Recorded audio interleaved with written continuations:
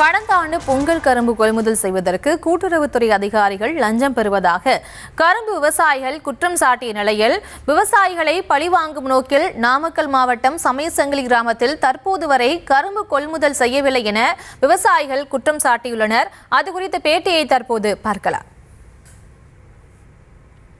போன வருஷம் பொங்கல் தொகுப்பில் கரும்பு கொடுத்தாப்புல முதலமைச்சர். பார்த்தீங்கன்னா நான் போன வருஷமே ரொம்ப லேட்டாக தான் கவர்மெண்ட் வந்தது. கவர்மெண்ட் ஒரு விலையை நிர்ணயிச்சது, ஆனால் அந்த விலை எங்களுக்கு கிடைக்கல. அதிகாரிங்க எங்களுக்கு ஒரு விலை போட்டு கொடுத்தாங்க, ஆனால் எங்களுக்கு கூலி கட்டுப்படி ஆகல. இந்த வருஷமாவது கவர்மெண்ட் அறிவிச்ச தொகையிலிருந்து நல்லபடியாக எங்களுக்கு ஒரு 28 ரூபா கொடுத்தாங்கன்னா நல்லாயிருக்கு.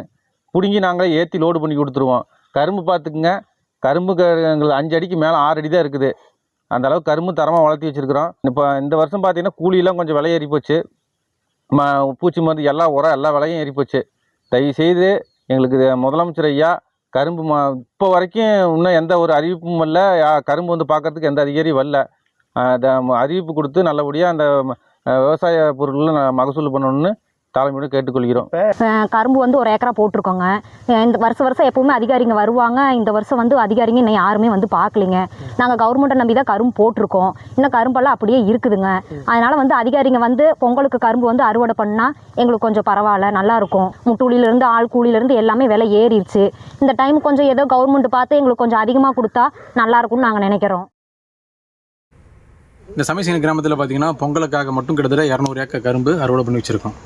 போன முறை பார்த்தீங்கன்னா ஒவ்வொரு முறையும் கரும்பு அறுவடை பண்ணும் போதெல்லாம் அரசு அதிகாரிகள் வந்து லஞ்சம் கேட்டு எங்களை பெரிய மன உளைச்சல் உருவாக்குனாங்க. போன முறை இந்த மாதிரி ஒரு பிரச்சனை வரக்கூடாதுன்றக்காக என்னென்னா நாங்கள் ஒரு மிகப்பெரிய ஒரு போராட்டம் பண்ணணும். நாமக்கல் கலெக்டர் உமா அவங்க நேரடியாக தலையிட்டு இந்த பிரச்சனையை சரி பண்ணாங்க. இதே செய்தி சேனலில் தான் நீங்கள் இதை செய்தியாக போட்டீங்க. அதுக்கப்புறம் தான் அதிகாரிகள் வந்து இங்கேருந்து கரும்பு எடுத்துகிட்டு போனாங்க. இந்த முறை இன்னும் பொங்கலுக்கு 5 நாள் தான் இருக்குது. இன்னமும் இது வரைக்கும் அந்த அரசு அதிகாரி வந்து எங்களை வந்து கரும்பை பற்றி கேட்கவும் இல்லை, ஒன்றும் சொல்லவும் இல்லை. ஆனால் என்ன காரணம்னு எங்களுக்கும் தெரியல. ஏன்னா இந்த பொங்கலை மட்டுமே நாங்கள் நம்பியிருக்கோம். இந்த பொங்கலில் எங்களுக்கு கரும்பு வந்து அறுவடை ஆகலைன்னா நாங்கள் மிகப்பெரிய ஒரு வாழ்வாதார பிரச்சனையை சந்திக்க நேரிடும். கூடுதல் விவரங்களை வழங்குகிறார் எமது செய்தியாளர் தங்கமணி. வணக்கம்.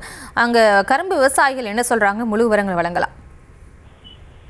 வணக்கம். நாமக்கல் மாவட்டம் பள்ளிப்பாளையம் மற்றும் குமராபாளையம் சுற்றுவட்டார பகுதிகளில் சமயசங்கிலி என்னும் பகுதியில சுமார் 200க்கும் மேற்பட்ட ஏக்கராக்களில் விவசாயிகள் ஆண்டுதோறும் பொங்கல் கருப்பு கரும்பு பயிரிடுவது வழக்கம். இந்த நிலையில ஆண்டுதோறும் தமிழக அரசின் சார்பில் நியாய விலை கடைகளில் குடும்ப அட்டைதாரர்களுக்கு இலவசமாக பொங்கல் கரும்புடன் அந்த பொங்கல் தொகுப்பு கொடுப்பதும் வழக்கம். இந்த நிலையில அந்த பொங்கல் தொகுப்பில் ஆண்டுதோறும் ஒரு கரும்பு கொடுத்து வருகின்றனர். இந்த நிலையில அந்த கரும்பை நாமக்கல் மாவட்டம் சமயசங்கிலி பகுதியில ஆண்டுதோறும் விவசாயிகளின் அரசு நேரடியாக கொள்முதல் செய்து வந்தது. இந்த நிலையில கடந்த ஆண்டு 2025 அப்ப நேரடியாக அரசு அதிகாரிகள், அதாவது கூட்டுறவுத்துறை சார்ந்த அரசு அதிகாரிகள் சமயசங்கிலி பகுதிகளுக்கு சென்று அங்கிருக்கின்ற விவசாயிகளிடம் தாங்கள் உங்களது விளைநிலத்தில் இருந்து கரும்பு கொள்முதல் செய்ய வேண்டும் என்றால் தங்களுக்கு இவ்வளவு தொகை தர வேண்டும் என தெரிவித்தனர். அப்பொழுதும் கூட அந்த விவசாயிகள் அந்த தொகையை தந்துவிட்டு இலவசமாக கரும்பை கேட்டு வருகிறார்கள் என ஒரு குற்றச்சாட்டை முன்வைத்தனர்.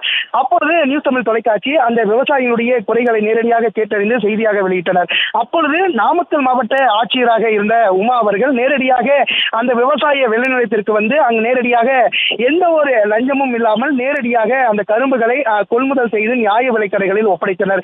இந்த நிலையில்தான் கடந்த ஆண்டு அரசு அதிகாரிகளை எதிர்த்து விவசாயிகள் போராட்டத்திலும் ஈடுபட்டனர். இதையடுத்து இந்த ஆண்டு சமயசங்கிலி பகுதியில் 200 ஏக்கர் பரப்பளவில் சுமார் 5,40,000 கரும்புகளை அந்த சமயசங்கிலி விவசாயிகள் பயிரிட்டனர். தொடர்ந்து இந்த ஆண்டு அரசு அதிகாரிகள் நேரடியாக வந்து தங்களது கரும்புகளை கொள்முதல் செய்வார்கள் என நம்பிக்கை வைத்திருந்த நிலையில இன்னும் 15 தினங்கள் தான் இருக்கின்றது. தைப்பொங்கல் இருக்கு.